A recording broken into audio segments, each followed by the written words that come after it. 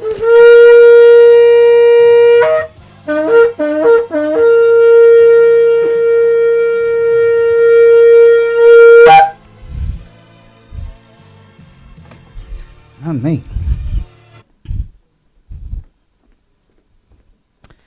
All righty. We're back for part 2 of the message. We left reading this passage. Then Esther sent this reply to Mordecai. Go gather together all the Jews who are in Shushan and fast for me. Do not eat or drink for 3 days, day or night. I and my maids will fast as you do. When this is done, I will go to the king, even though it's against the law. And if I perish, I perish. Esther 4:15 and 16. This is the origin of the fast of Esther. Now the role of Esther changes from a young winner of a beauty pageant turned into the empress of the known world, and then into the master of repentance. The repentant who discovers the way back to Yahweh in a way that brings her even closer than before. She is Bahalat Teshuvah, an instrument of redemption. On the 3rd day, Esther put on her royal robes and stood in the inner court of the palace in front of the king's hall. The king was sitting on his royal throne in the hall, facing the entrance. When he saw Queen Esther standing in the court, he was pleased with her and held out to her the golden scepter that was in his hand. So Esther approached and touched the tip of the scepter. After 3 days and 3 nights of fasting, she was accepted. Yeshua said, a wicked and adulterous generation asks for a sign, but none will be given except the sign of the prophet Jonah. For as Jonah was 3 days and 3 nights in the belly of the huge fish, so the Son of Man will be 3 days and 3 nights in the heart of the earth. The men of Nineveh will stand up at judgment with this generation and condemn it, for they repented at the preaching of Jonah, and now something greater than Jonah is here. Matthew 12:39 through 41. Esther, for 3 days and 3 nights, fasted to receive a sign from Yahweh that she would be accepted into the inner court of the king. After 2 days, he'll revive us. And on the 3rd day, he will restore us that we may live in his presence, says Hosea 6:2. Let us then approach Yahweh's throne of grace with confidence that we may receive mercy and find grace to help us in our time of need. Hebrews 4:16. So it is in the inner court, in the inner chamber of Yahweh, that we find our help. And so symbolically, here is Esther going to the king, but in reality, she's being accepted from the King of Kings and Lord of Lords. This is the confidence we have in approaching Yahweh, that if we ask anything according to his will, he'll hear us. And if we know that he hears us, whatever we ask, we know that we have what we ask of him. What's the key? According to his will, says 1 John 5:14 through 15. When you ask, do not receive because you ask with wrong motives, that you may spend what you get on your pleasures. James 4:3. So we've got to make sure we ask according to his will and not according to the desires of our flesh. Then the king asked, what is it, Esther? Now she can either ask according to her flesh, or she can do the will of Yahweh here. What's your request? Even up to half the kingdom, it'll be given to you. If she had been working for the flesh, she would have accepted that offer, half of the kingdom. But listen to what she says. If it pleases the king, replied Esther, let the king together with Haman come today to a banquet I have prepared for him. So the king and Haman went to the banquet Esther had prepared. As they were drinking wine, the king again asked Esther, now what is your petition? It'll be given to you. And what is your request? Up to half the kingdom, it'll be granted. Esther replied, my petition and my request is this, if the king regards me with favor and if it pleases the king to grant my petition and fulfill my request, let the king and Haman come tomorrow to the banquet. I will prepare for them. Then I will answer the king's question." Haman went out that day happy and in high spirits. Esther 5, 1 through 9. On that night could not the king sleep. And he commanded to bring the book of the records and of the chronicles, and they were read before the king. Esther 6, 1. When Haman entered, the king asked him, "What should be done for the man the king delights to honor?" Now Haman thought to himself, "Who is there that the king would rather honor than me?" "Go at once," the king commanded Haman. "Get the robe and the horse and do just as you have suggested for Mordecai the Jew, who sits at the king's gate. Do not neglect anything that you have recommended." So that's what he said. He said, "What should be done to the man that the king delights to honor?" And he said, "I think you ought to get a horse, a royal horse, one of those Arabians. And then take one of your own cloaks, a royal apparel, and put it on him. And take your signet ring and give it to the man that the king delights to honor." Now he was talking from his own lusts for power and prestige and vanity, the pride of life, the lust of the spirit, and the lust of the eyes. And the king said, "That sounds like a good idea. Go do it to Mordecai the Jew." And his face just fell. For he had also said, "Let one of your nobles escort the king's man that he wants to honor," singing out, "This is what is done to the man the king delights to honor." So he said, "Don't neglect anything that you've recommended." Esther 6, 6 through 10.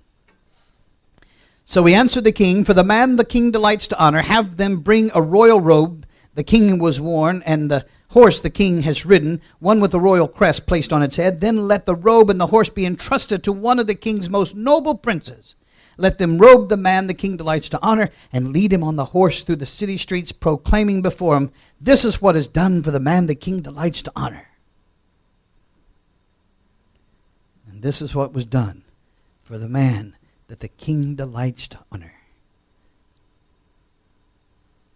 Haman's daughter made the mistake of confusing who was leading whom. See, when he was at home, he was telling them that the king's going to want to honor me. They're going to bring me through the city, and I'm going to have Mordecai lead it. So the daughter thinks that Mordecai is leading her dad through the street. And listen what happens. Haman's daughter makes the mistake of confusing who was leading whom. She thought that it was Mordecai leading Haman, so she emptied her sewage pot onto the man she took to be Mordecai, and then realizing her mistake, she jumped off the roof and committed suicide. Megillah 16. Afterward, Mordecai returned to the king's gate, but Haman rushed home with his head covered with grief. Says Esther 6 and 12. Haman's wife Zeresh and all his friends said to him, "Have a gallows built 50 cubits, 75 feet high, or 8 stories, and ask the king in the morning to have Mordecai hanged on it, and then go with the king to the dinner and be happy. Forget what was done." And this suggestion delighted Haman, and he had the gallows built. Esther 5:14. In the Catholic Church, the rosary commonly consists of 5 decades, or sets of 10 beads, for a total of 50 beads, for the recitation of the Hail Mary, the Ave Maria, and for the recitation of Our Father, or the Pater Noster. The glory be to the Father is generally said after each decade, or each 10 beads.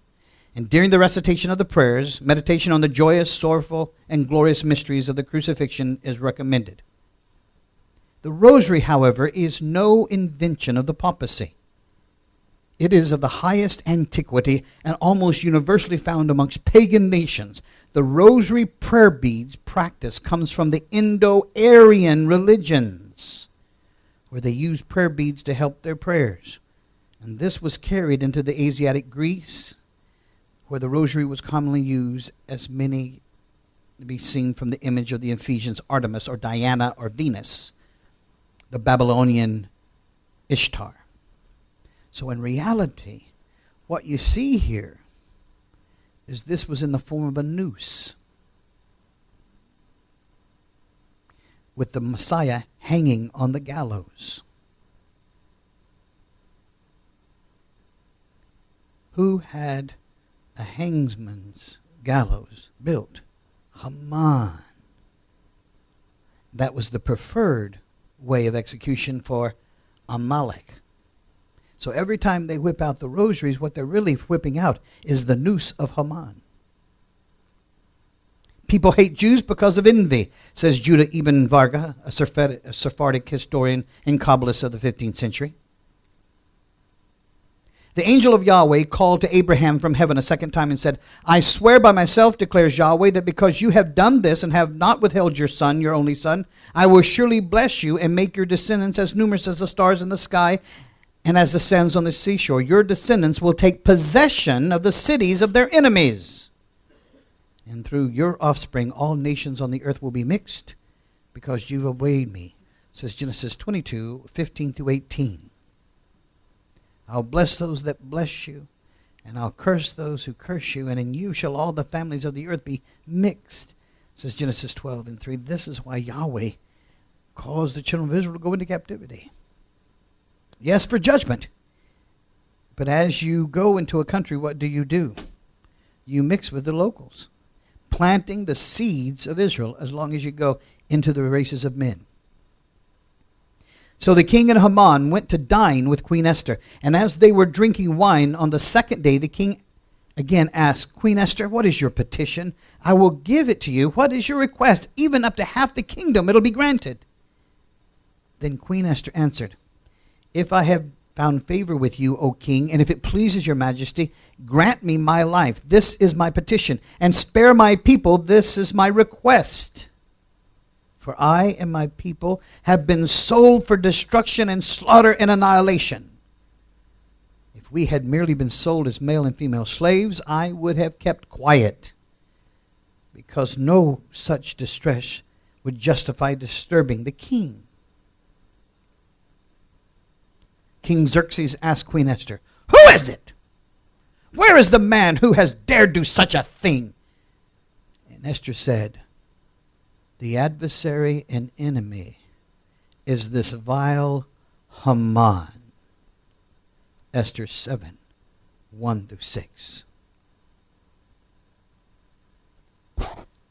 This vile Haman is the Itzar, meaning the human enemy. He is the Oyav. He is the hostile Itzar, the hostile enemy. In other words, Haman was a ferocious enemy.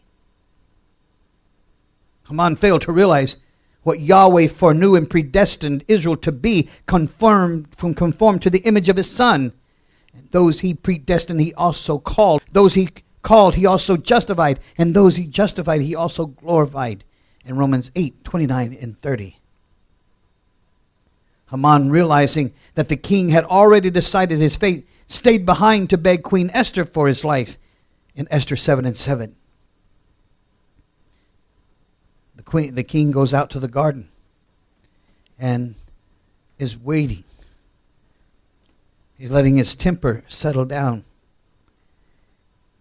And Haman then begs the queen, hanging on her, and begs the queen to save his life. Please, don't let him kill me.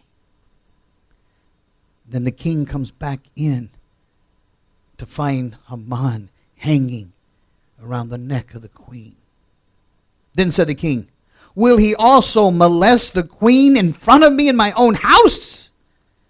As the word went out of the king's mouth, they covered Haman's face. And Harbona, one of the chamberlains, said before the king, A gallows 50 cubits high stands by Haman's house. He had it made for Mordecai, who spoke up to help the king. And the king said, hang him on it. Hang him on it. Esther 7, 8 through 9.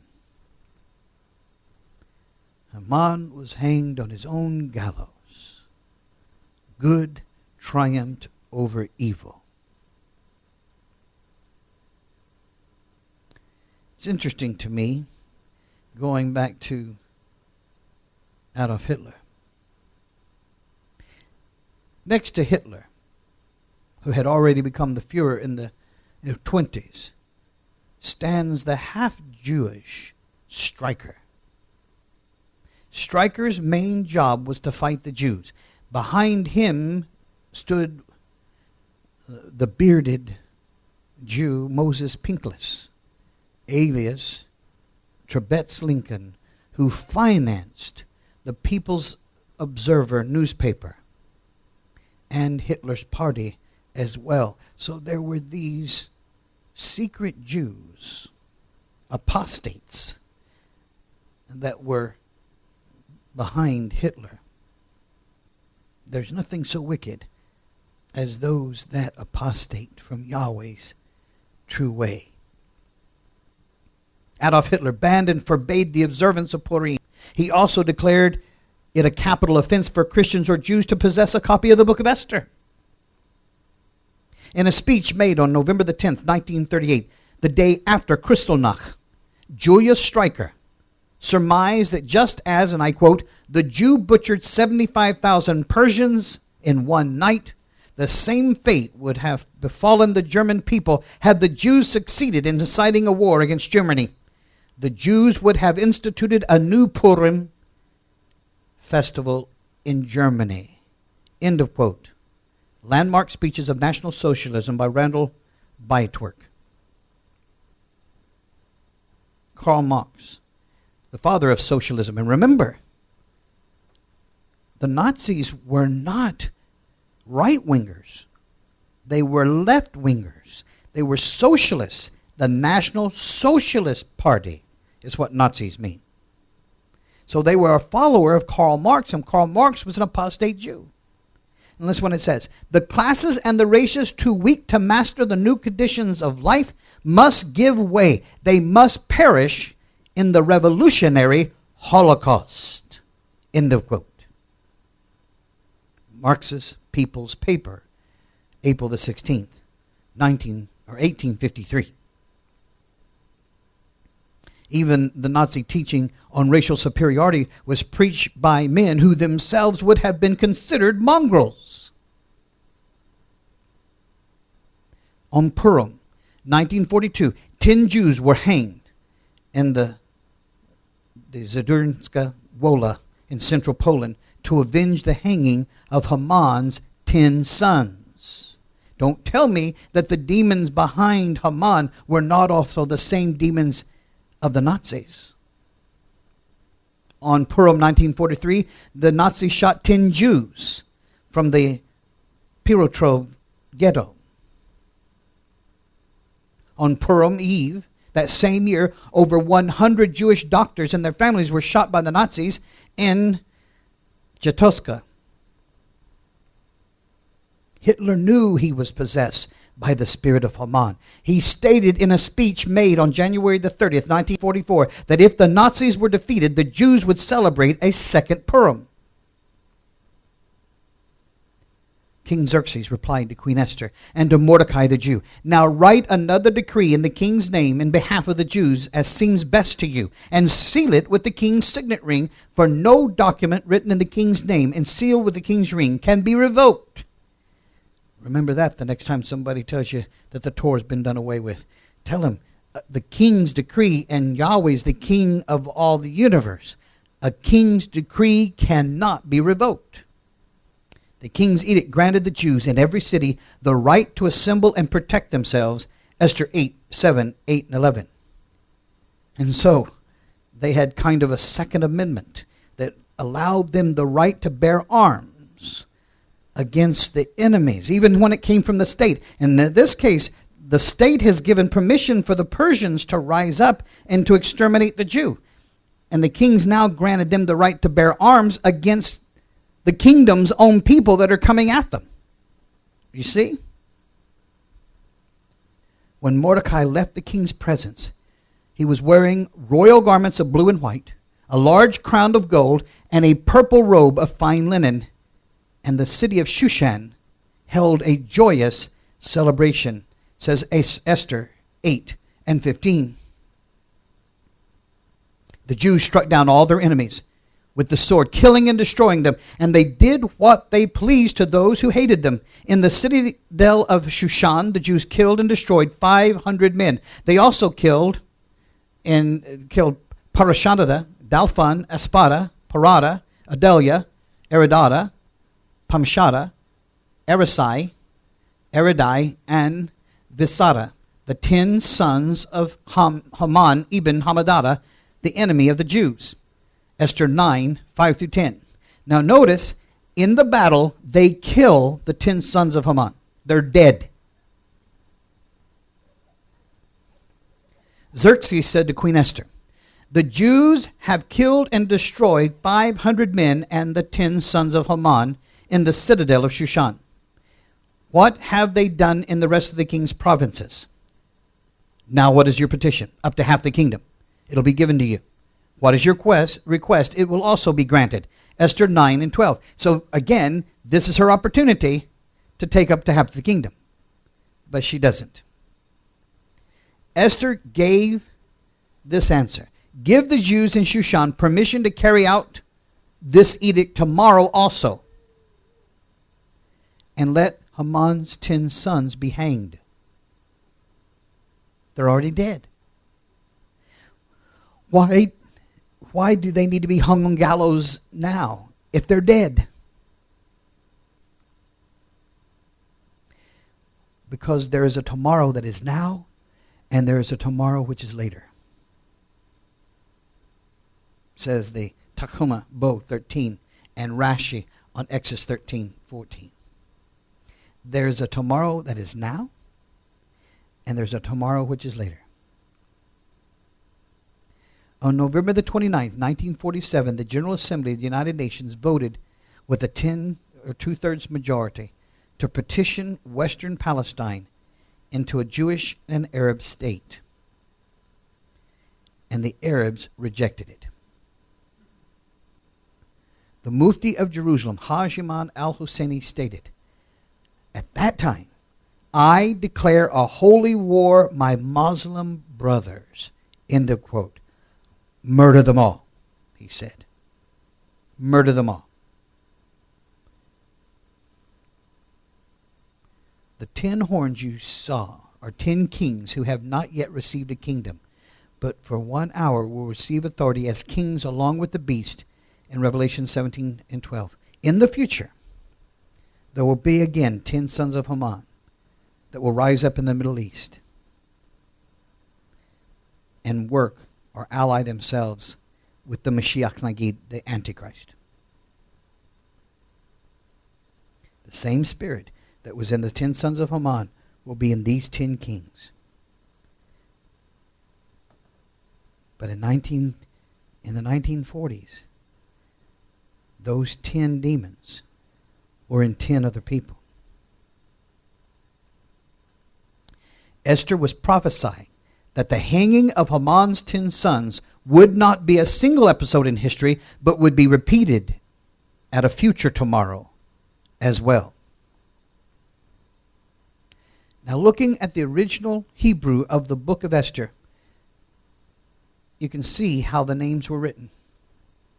At first glance, that the list of Haman's sons appear as a separate page in the Torah, written in a prominent and special manner. The left-hand column contains the word ve'et, and, 10 times.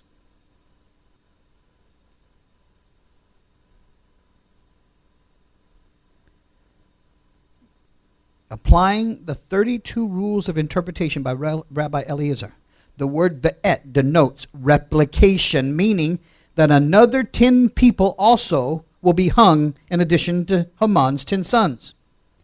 According to Nachmanides, the introduction to his commentary on Genesis, any change from the usual way of writing a word or letter indicates some hidden meaning in the text. The three letters together form Taf Shin Zayin,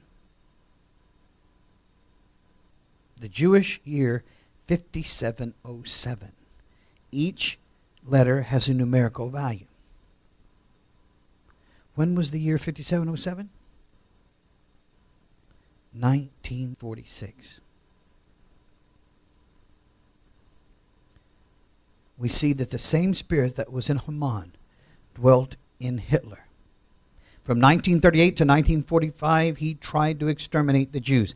In the end, it was he that was terminated. Now, in 1946, 10 men were hanged. But it says 11 Nazi leaders were hanged. Well, not exactly. 10 were hanged. One man committed suicide. Of the 23 Nazi war criminals on trial at Nuremberg, 11 were in fact sentenced to execution by hanging. But just 2 hours before the sentence was due to be carried out, Vice Fuhrer Hermann Göring, a known transvestite. Why was he a transvestite? Because that spirit that was in Haman's daughter was in him. So he felt pretty. He felt womanly.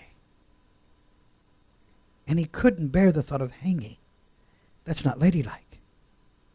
So he committed suicide by crushing a cyanide cap in his mouth.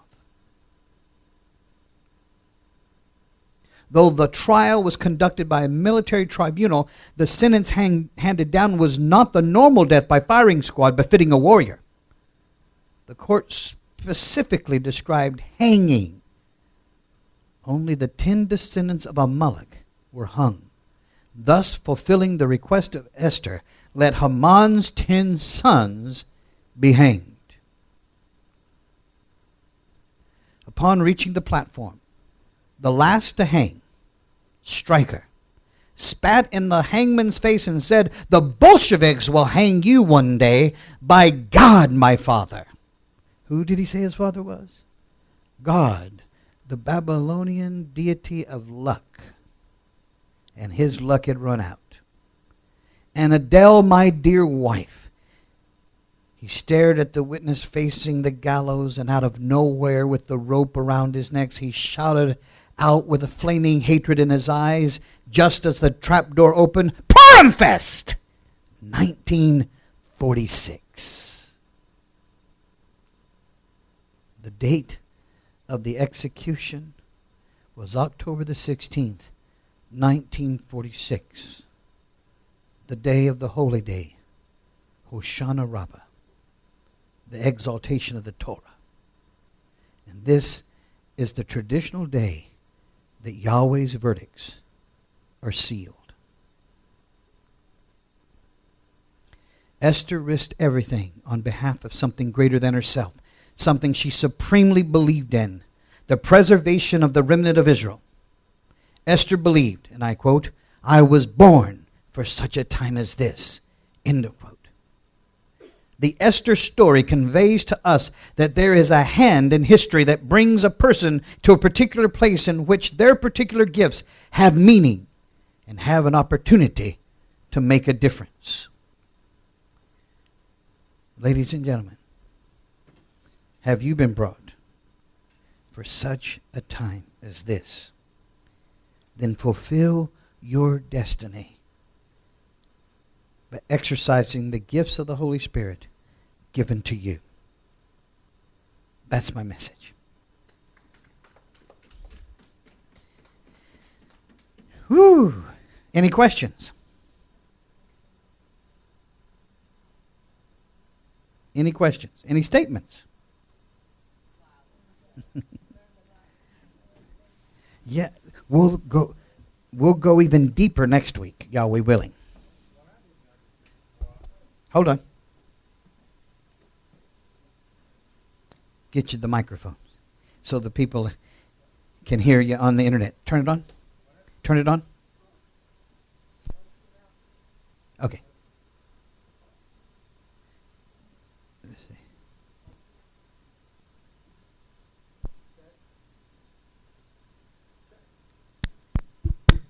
It's on now. Check. Okay, there you go. Sorry there on the internet. What I don't understand is all my life I was taught that the Nazis were antichrist. They, that they didn't believe in Christianity. Right. But what I'm understanding is that they were Christians, anti-Semitic. Not only were they Christians, they were Christian fundamentalists.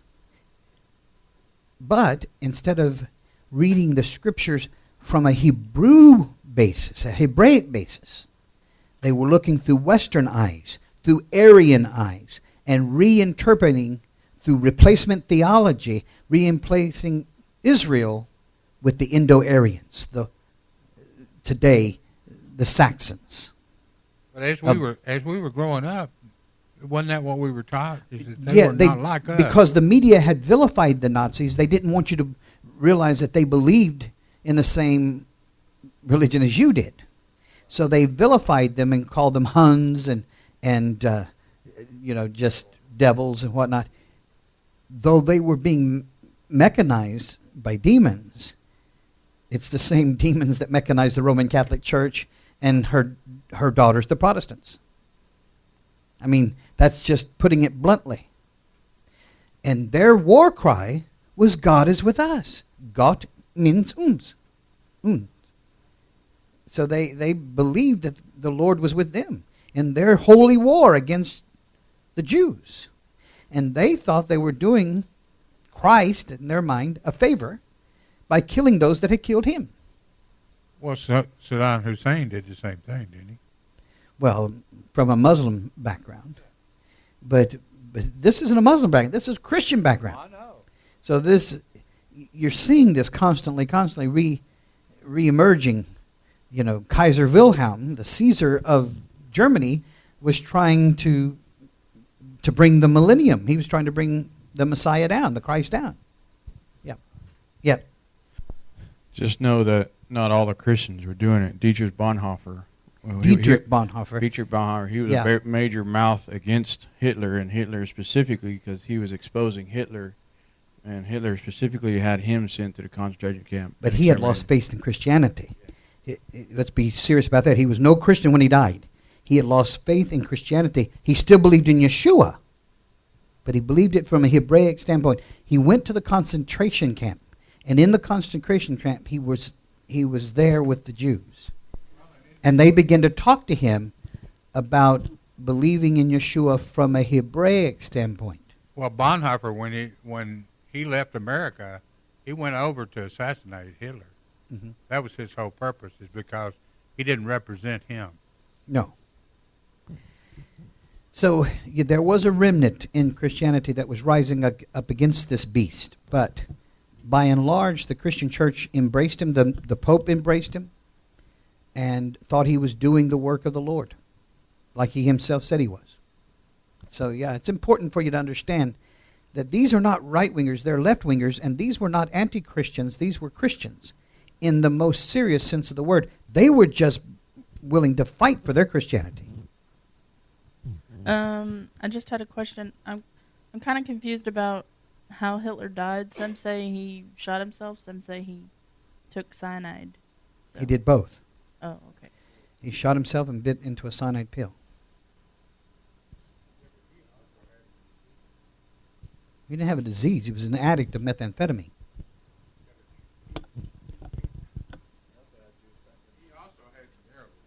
Oh, well. He may have. I don't know. He only had 2 lovers. He had his niece and he had Eva Braun, and I think she was a virgin when he got her. So I don't know. All I know is he died from cyanide, biting a cyanide pill and then shooting himself. And I don't know anything about being blind. I do know that he was addicted to methamphetamines and had palsy because of that. So, anyways, this whole point is that the enemies of I'll bless those that bless you and curse those that curse you, and so he became cursed in his revolution against Yahweh. Yes. I went to a Catholic school, and we had to use the rosary, so I thought that was quite interesting. That what you talked about today. Yeah. Every time you pull out the rosary, you're really pulling out the noose of Haman. Yep. And the Muslims, I got a couple at home. They have these beads that they hold in their hands. Same thing. They call them thinking beads, but if you look at how the beads are created, and they're in the same form as the rosary. Well, and they're not thinking beads. They're used in prayer to mark the place where they're at in their Muslim prayers. But the Hindus have them, and the Buddhists also have them. So all the religions in that area use the noose of Haman in their prayer. Mm-hmm. So it proves that their religions are at odds or at enemy with the faith of Yahweh. Anyone else? Good questions. Thank you so much for listening, and tonight we'll come back together and celebrate Purim in our banquet. So have a great afternoon, get some rest, and we'll see you again. Yes. And don't forget tomorrow. Tomorrow we're going to Gatesville and sharing this message with them. Well, the message of Yahweh with them. Yep. Okay. We'll be meeting here at 9 o'clock in the morning.